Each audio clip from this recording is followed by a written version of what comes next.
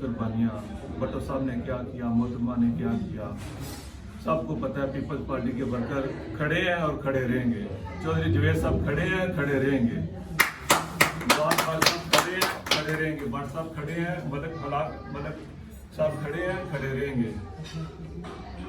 तो ये मैं बात कहना चाहता हूँ, जब से पीपल्स पार्टी बनी है, हमारे घर छोटा है बड़ा है, घर की मैं बात नहीं कर रहा, उस टाइम से लेके अभी तक झंडा लगा हुआ है पीपल्स पार्टी का, जैसे गड़ी खिदाब बख्श में लगा हुआ है।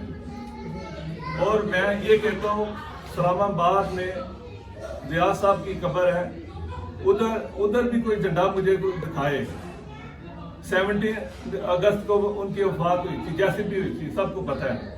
ना ऊपर ना नीचे, ना ऊपर ना नीचे, पाकिस्तानियों ना ऊपर ना नीचे, मिलिट्री वालों ना ऊपर ना नीचे, जनाब बाजवा साहब ना ऊपर ना नीचे, इंसान बन जो सारे, अल्लाह को जान देनी है। चौधरी जुवेद साहब ने कॉलम लिखा बहुत अच्छा, उन्होंने कहा 24 आदमी जो है ना वो बीमार है, ऐसी बीमारी है जो है ना उनका इलाज ही नहीं है।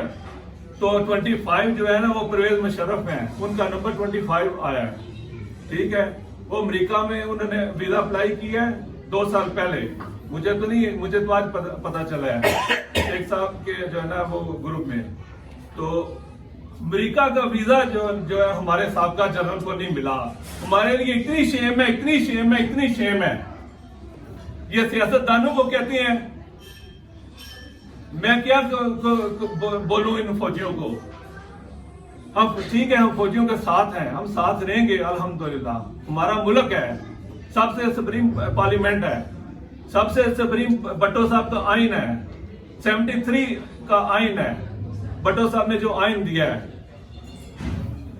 मलिक अजमल साहब, मैं आपका शुक्रिया अदा करता हूँ, अल्लाह आपको सलामत रखे, ऐसे ही आप सबको साथ लेके चले।